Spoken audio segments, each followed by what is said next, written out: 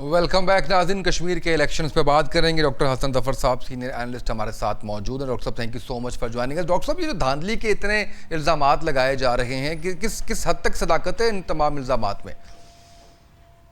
उसामा साहब, thank you very much for having me. Sir. धांधली के इल्जाम तो देखिए, कौन से इलेक्शंस में नहीं लगे, लेकिन यहाँ जो हुआ है वो बहुत ज्यादा चौंका देने वाला है। पंजाब गवर्नमेंट की तरफ से बसेस भिजवाई गई, जिसे प्री पोल रिगिंग कहते हैं। और इसके साथ इसके ऊपर एतराज भी उठाया गया। वहां पे आजाद कश्मीर इलेक्शन कमीशन ने इस पे एतराज भी उठाया कि ये क्यों भेजी गई वहां पे बसें, क्योंकि इससे एक रास्ता खुल गया है। अब आइंदा पंजाब के इलेक्शंस होंगे तो क्या केपी से और सिंध के फंड्स इस्तेमाल होंगे पंजाब के इलेक्शंस में? तो फिर उस वक्त बुरा मनाएंगे कि ये क्या हो गया हमारे साथ, और ये इलेक्शन के जो रूल्स हैं उसकी खिलाफ वर्जी हो रही है। तो ये प्रॉब्लम आ रही है इसके अंदर। इसको बहुत एहतियात से करना चाहिए था, इसलिए कि कश्मीर एक डिफिकल्ट रीजन है और वहां पे इस वक्त इंडिया की बहुत नज़र है। वहां बहुत तैयारी हो रही है, तो इस किस्म का खेल नहीं खेलना चाहिए था। वहां पे सियासी जमातों को एहतियात से काम लेना चाहिए था इस मामले में। बिल्कुल सही है। डॉक्टर साहब, ये बताएं कि जिस तरह से फुटेजेस हमने देखी, बल्कि हमारी टीवी स्क्रीन पे भी चल रही है, कि बैलेट बॉक्सेस को गाड़ियों में उठा के ले जाया गया, किस हद तक इलेक्शन तो नज़र आ रहा है कि बड़ा मुतासिर हुआ। इलेक्शन कमीशन की जो परफॉर्मेंस है उसके ऊपर भी आप नहीं समझते कि सवालिया निशान है? देखें, ये अब 2013 से ये सिलसिला चल रहा है, वो 35 पंक्चरों वाला किस्सा और ये वो। जब आप पे इल्जाम लगता है और दूसरी पार्टी को, ऑपोजिशन को, किसी और कैंडिडेट को एतराज होता है कि इलेक्शन के अंदर कोई इरेगुलरिटीज हुई हैं, धांधली हुई है, तो जब उसकी तहकीकात नहीं हुई। अब हमारे पास इतने 2 दहाइयों के ये सारा किस्सा मौजूद है। रेफरेंडम्स हुए और इलेक्शंस हुए और कोई इलेक्शंस इस मुल्क में कभी क्रेडिबल नहीं हो सके। तो जब ये सब कुछ होगा तो फिर जब और उसके ऊपर एक्शन नहीं होगा तो फिर ये सब कुछ होगा। लोगों को अब एतमाद है, जो ताकत में बैठा हुआ है उसे इस बात का यकीन है कि अगर मैं डब्बे उठा के ले जाऊंगा और उसमें जो मर्जी करूंगा तो फिर उसके बाद तो खाली हाथ मलना और चीखो पुकार रह जाती है ना। इसके ऊपर एक्शन तो कोई होगा नहीं। तो जो भी ताकत में होगा ये काम अब कॉन्फिडेंस से करेगा। डॉक्टर साहब, ये जो दो प्रिजाइडिंग अफसरान की मुअत्तली और गिरफ्तारी है, आप नहीं समझते कि ये फौरी फौरी कार्रवाई इलेक्शन कमीशन ने की है? इससे क्या होगा? क्या इससे जो ग्रीवेंसेस हैं वो एड्रेस हो जाएंगी? आज़ाद कश्मीर के अंदर जो इस वक्त वहाँ पे पूंछ सेक्टर के अंदर वो सारा चल रहा है मामला, उसको एड्रेस करने का किसी ने, कोई हमारे सामने तो कोई अभी तक ऐसी बात नहीं संजीदगी से उसे टेकअप करने की कोई मामले को। तो बिल्कुल ये बहुत अनफॉर्चुनेट है उसामा साहब जो हो रहा है। इसको सिर्फ बदकिस्मती कहा जा सकता है। बिल्कुल सही। डॉक्टर साहब, ये बताइएगा कि पाकिस्तान मुस्लिम लीग नून, पाकिस्तान पीपल्स पार्टी इनसे बात की जाए तो इनका ये कहना होता है कि जी हम तो इत्तेहादी भी नहीं है, हमने, बल्कि पाकिस्तान पीपल्स पार्टी कहती है कि आइनी बहरान से बचने के लिए हमने इनका साथ दिया। लेकिन सब जानते हैं कि तमाम आइनी ओहदे इंजॉय किए जा रहे हैं पाकिस्तान पीपल्स पार्टी की जानिब से। बजट के मामला हम देखते हैं कि उसके अंदर अपनी शराइत बनवाई जाती हैं। इस मौके के ऊपर हमने देखा कि इतने एक दूसरे पर इल्ज़ामात लगाए गए। तो आप क्या समझते हैं कि आवाम जो है वो इनके मौक़िफ़, दोनों के मौक़िफ़ के ऊपर जो है वो ट्रस्ट करेगी, और हकीकी अपोजिशन जो होनी चाहिए थी वो वैसे ही इस इलेक्शन का बाइकआउट किए हुए है? अब आपको वो जो चार्टर ऑफ डेमोक्रेसी था उसका मतलब समझ आ गया? उसके सम्राट अब सामने आ रहे हैं 18वीं तरमीम के। जो इस वक्त सारी सूरत हाल हुई है ये थी जी वो चार्टर ऑफ डेमोक्रेसी। तो फिर जब बातें होती हैं कि जी चार्टर ऑफ इकोनॉमी कर लें, तो इसीलिए मैं उसके बारे में बहुत एक्साइटेड नहीं होता कि वो भी कोई ऐसी बंदर बांट होगी। Charter of democracy and charter of economy, no. ये बिल्कुल ये काम ठीक नहीं है। इससे बहुत मुल्क को पहले नुकसान हो चुका है और अब भी ये खुदा ना खास्ता मजीद नुकसान ना हो। आई एम सीरियसली वरिड, ये जो कुछ मामला सारा चल रहा बिल्कुल सही। अच्छा, इस पर तीसरी पार्टी आईपीपीज जो है वो उसको सर किस तरह से देखते हैं, उनकी एंट्री को? है। उनकी एंट्री को कैसे देखें, समझाएं। उनकी क्या पॉलिटिकल बैकग्राउंड है? वो दो इधर के चार उधर के वो इकट्ठे होके तो एक पार्टी बनी हुई है, और उनकी अपनी क्या स्टैंडिंग है, उनकी क्या परफॉर्मेंस है? अलीम खान साहब तो खुद हुकूमत में बैठे हुए थे। ये जो रावी का जो सारा किस्सा है, जो एक 1,10,000 110 1,10,000 एकड़ जमीन जो थी, वो तो इसी हुकूमत ने इन्हें दी है। तो अब ये किस मुंह से उनके खिलाफ जाके बातें कर रहे हैं? बिल्कुल सही। और सर, ये जो ये सारी हमने बातें देखा, तो हमारे सामने है। जी। Let's call spade a spade. जो हकीकत है वो सबके सामने है। क्या ये बातें ढकी छुपी हैं लोगों से? और बच्चा जानता है लाहौर का यहाँ पे क्या चांसेस है हुआ। सर कि कुछ सीटें जीत के कोलिजन में आ जाइए आईपीपीस? नहीं, आ जाएं। देखें, कोलिशन में आ जाएं, बंदर बांट करके कोई हुकूमत बना लें, लेकिन उससे हमारा मसला ये है कि क्या उससे आज़ाद कश्मीर के लोगों की जो बुनियादी प्रॉब्लम्स हैं वो एड्रेस हो रहे हैं? वो 12 सीटों वाला मसला एड्रेस हुआ है कि नहीं हुआ है? क्योंकि वो बिल्कुल एक जायज़ मुतालबा है कश्मीर के लोगों का कि 12 सीटें जो आपने अपने सारे मुल्क में बांट रखी हैं और उससे आप इन्फ्लुएंस करते हैं वहाँ की हुकूमत साजी को, तो ये काम नहीं होना चाहिए। वहाँ के लोगों को पूरी आज़ादी होनी चाहिए कि वो अपनी मर्जी की हुकूमत बना सकें। तो जब आप इस किस्म के काम करेंगे और इस पे किसी किसी पार्टी का कोई वाज़ेह मौक़िफ़ हमारे सामने नहीं है, तो हम कैसे मान लें कि ये पावर प्ले नहीं हो रहा, ये कोई बहुत संजीदगी से कश्मीरियों की हुकूक के लिए कोई आवाज़ उठाई जा रही है? हर आदमी वहाँ पे जाके फिर एक तकरीर करेगा और वही पुराने घिसे पीटे दावे। That is where we are. बिल्कुल सही है सर। पाकिस्तान तहरीक इंसाफ का इलेक्शन का बाइकआउट करना, सर इस फैसले को किस तरह से देखते हैं?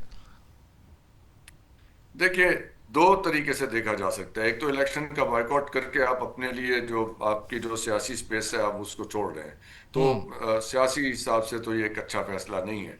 लेकिन उसूली हिसाब से देखा जाए तो फिर अब वो अगर उनको उनका इलेक्शन सिंबल नहीं दिया जाता, उनको लेवल प्लेइंग फील्ड नहीं दी जाती, यानी जो सबको आज़ादी हासिल है, फिर वो अगर उन्हें हासिल नहीं है तो वो इलेक्शन लड़के, तो फिर ये इस नैरेटिव को अपने सर पे सवार कर लें, देखें जी इलेक्शन लड़ने आए थे और सारी सीटें हार गए। क्योंकि ये अगर तो ये डब्बे उठा के घर ले जाके वहां पे वोट डालने हैं तो वो सारी सीटें हार जाते, फिर इनका ये नैरेटिव होता तो कि जी देखें इनको तो अवाम की सपोर्ट ही नहीं है, तो उनके पास बचत का रास्ता फिर इसके अलावा क्या था? दोनों तरफ से फंसते हैं। बिल्कुल सही है सर। ये जो 3 मराहिल में इलेक्शन करवाना है, पहला मराहिल नहीं आप समझते कि बुरी तरह से नाकाम हुआ है, अगले मराहिल में क्या होगा? ऐसा ऐसा ही कुछ धांधलीदार चीजें नजर आएंगी? उसामा साहब देखें, कामयाबी और नाकामी का तो हमने कोई बेंच मार्क मुकर्रर करना होगा, यानी कोई मेयार मुकर्रर करना होगा कि इसको हम कामयाब इलेक्शन कहते हैं और इसको हम नाकाम इलेक्शन कहते हैं। कामयाब इलेक्शन वो हैं जिसमें सारी पार्टीज जो हैं वो पार्टिसिपेट कर रही हैं और जिन्होंने वोट डाले हैं वो उसके नताइज से मुत्तफिक हैं, सेटिस्फाइड हैं। अगर ये नहीं हो रहा तो नाकाम है इलेक्शंस, और अगर ये हुआ है तो कामयाब है इलेक्शंस। तो अब आप देख लीजिए कि इसके ऊपर क्या सुनने में आ रहा है, कैसी बातें हो रही हैं। तो अगर आप इसको कामयाब इलेक्शन कहना चाहें, कामयाब कह लें, तो डेफिनेशन तो होगी ना कामयाब इलेक्शन की कि कैसा होता है कामयाब इलेक्शन। जाहिर है जिससे जिसमें धांधली ना हो वही कामयाब होगा ना सर। जिससे लोग सेटिस्फाइड हों। यस। लोग सेटिस्फाइड हों जिन्होंने जिन्होंने वोट डाले हैं, उन्हें पता हो कि ठीक है। और आप जानते हैं सब हलकों में लोगों को अंदाजा होता है कि कौन सा कैंडिडेट तगड़ा है, कौन जीत रहा है। और अगर इस तरह का कोई सरप्राइज मिल जाए, कोई बहुत क्लोज फाइट हो, कोई 2-4 हज़ार वोटों वाली, और वो भी है ऐसे हलके में जहां पे कोई 3-3.5 लाख वोटर्स हो, तब तो खैर बात बनती है कि चले बहुत क्लोज फाइट थी और उस क्लोज फाइट का भी अंदाजा होता है। लेकिन ऐसा नहीं होता कि किसी को 6,000 वोट पड़े हों और वो इलेक्शन अगले अगले सुबह वो जीत के आ जाए, तो लोगों से आप ये भी कहें कि वो अब इसे माने भी। लोग नहीं मानते ऐसी बात। बिल्कुल सही है सर। हमने देखा जिस तरीके से पोलिंग स्टेशंस में आग लगाना, गोलियां चलना, हसास, इंतहाई हसास पोलिंग स्टेशंस पर सिक्योरिटी के गैर मामूली इकदाम का दावा भी किया गया। तो आप क्या समझते हैं इस हवाले से कि हम सिक्योरिटी भी प्रॉपर जो है वो मुहैया नहीं कर सके इन इलेक्शंस के लिए? देखें, सिक्योरिटी तो प्रॉपर ही मुहैया होती है। सवाल यह है कि नौबत यहाँ तक पहुंची किस तरह, क्यों पहुंची, ये है सवाल। कि वहां पे पूंछ सेक्टर के अंदर अगर लोगों का एहतजाज है, अब नंबर्स पे आप इख्तलाफ कर सकते हैं, कुछ कह रहे हैं 50,000 है, कुछ कह रहे हैं 5,000 है। मैं कह रहा हूँ 2,000 लोग भी अगर उससे प्रोटेस्ट कर रहे हैं तो वो 2,000 लोगों की अहमियत है, उनकी जो भी ग्रीवेंस है उसको एड्रेस होना चाहिए। अब इसमें कहें कि इंडियन फैक्टर है, बिल्कुल होगा। सॉरी। जी। लेकिन इंडियन फैक्टर तब आता है उसामा साहब जब आप वो गुंजाइश पैदा करते हैं। इंडियन फैक्टर और किसी हल्के में क्यों नहीं आ रहा? लाहौर के किसी हल्के में इंडियन फैक्टर क्यों नहीं आता? इसलिए कि अ, यहाँ के हालात मुख्तलिफ हैं, वहाँ के मुख्तलिफ हैं। तो जब आपका एक सेंसिटिव एरिया है, बॉर्डर एरिया है, तो वहाँ पे ये प्रॉब्लम आ रही है। अंडरस्टैंड। तो इंडियन फैक्टर तो आएगा। इस वक्त इंडिया के मीडिया में देखें किस तरह इस चीज को उछाला जा रहा है, एक एक चीज को जो है पकड़ के वो बात का बतंगड़ बनाया जाता है। तो बात होने ही क्यों दें हम पहले। सवाल तो ये है कि वो बात इन द फर्स्ट प्लेस वो बात हो क्यों रही है।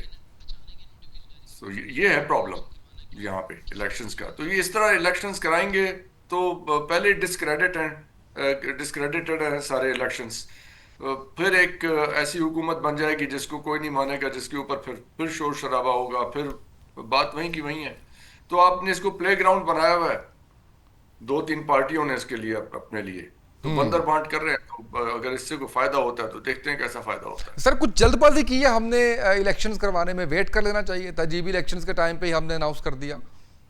दुरुस्त कह रहे हैं। मेरा तो ख्याल है कि इस इलेक्शंस को पोस्टपोन कर देना चाहिए था। जैसे हालात हैं, पहले वहां पे जरा अमन और अमान की सूरत हाल हो जाती। देखिए, लोगों का कॉन्फिडेंस आपके इंतखाबी अमल में होना जरूरी है।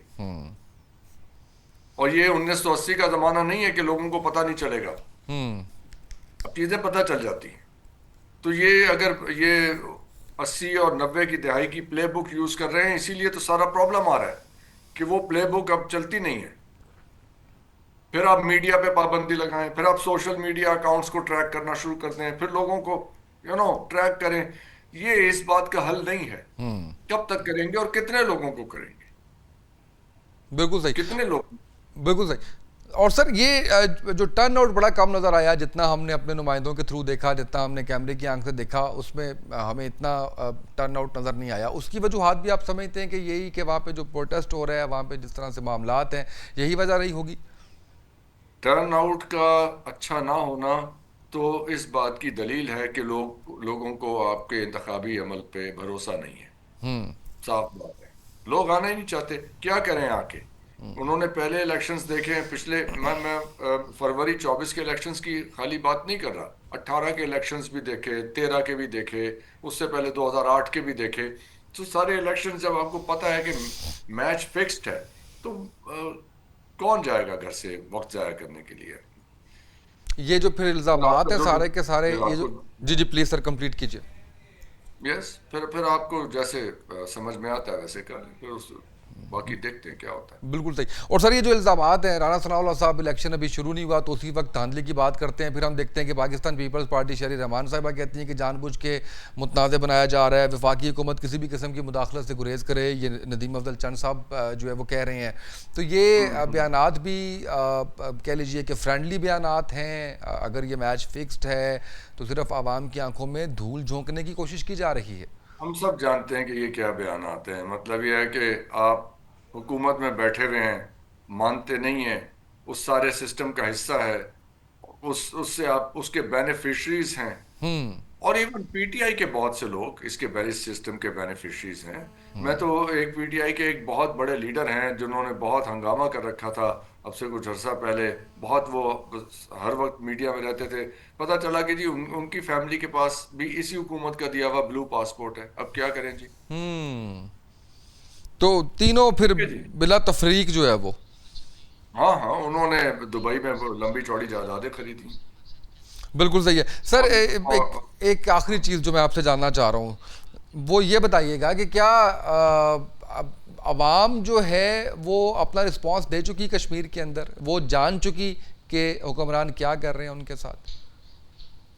देखिए, इस सवाल का जवाब देते हैं कि जब आप ये सब कुछ करेंगे तो उसके बाद आप इस्टेब्लिशमेंट से ये गिला भी करेंगे कि जी इस मुल्क में जमहूरियत को चलने पनपने नहीं दिया जाता। ये तो पॉलिटिकल पार्टीज खुद कर रही हैं ये हरकत।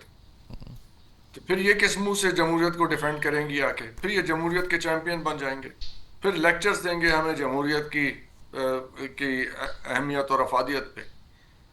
तो फिर जब ये काम आप खुद करेंगे और इसको आप सेलिब्रेट करेंगे, तो फिर आप इस्टेब्लिशमेंट से कैसे गिला करेंगे। फिर बिल्कुल आप सही। कहते हैं कि जी इस मुल्क में जमहूरियत नहीं चली, मार्शल लगते रहे, हाइब्रिड रिजीम है, ये है, हमें हमारे हाथ पैर बंधे हुए हैं। आपके हाथ पैर बंधे हुए हैं, हाथ बंधे हुए हैं, पैर तो खुले हुए हैं ना। आप यहाँ से गुजर के चले जाएं कहीं, आप छोड़ दें इस काम को। बिल्कुल सही। बैठना भी है बैठना भी है, पैसे भी कमाने हैं और एतराज़ात भी करने हैं। अब ये तीनों चीज़ें कैसे जमेंगी साथ में? बिल्कुल सही है। फैसल साहब मौजूद हैं हमारे साथ मीरपुर आज़ाद कश्मीर से, उनसे सूरत हाल जानते हैं। अस्सलाम वालेकुम फैसल, कैसे हैं आप? खैरियत से हैं? ठीक है, जी वालेकुम बताइएगा सलाम, कि अल्लाह पाक का शुक्र है। जी क्या क्या सूरत हाल रही आज सारा दिन इंतखाबात के हवाले से? जी बिल्कुल सर, आज आज़ाद कश्मीर जो है कि मीरपुर असम्बली के 4 हल्कों पर जो है पोलिंग का अमल हुआ, और जिसमें जिला मुख्तलिफ हल्का LA2, LA3 और LA4 में जो है वोटर ने अपना हक राय इस्तेमाल करना। 8 बजे पोलिंग का अमल शुरू हुआ, लेकिन उसके बाद देखने में ये देखा गया कि वोटर जो है उनकी बहुत कम तादाद जो है उनने पोलिंग का रुख किया, और बहुत कम तादाद में वोटर जो है वो उनने अपना हक राय इस्तेमाल किया है। बिल्कुल सही। और कोई अभी तक रिजल्ट अनाउंस हुआ? नहीं सर, अभी जो आज़ाद जम्मू कश्मीर का अनुसार असम्बली इंतखाबात का जो मरहला है वो पोलिंग मुकम्मल हो गया, जबकि मुख्तलिफ जो है पोलिंग स्टेशनों पर वोटों की गिनती जारी है। ताहम अभी तक जो है मुकम्मल रिजल्ट जो है वो इशू नहीं किया गया। फैसल, टर्न आउट कैसा रहा है आज?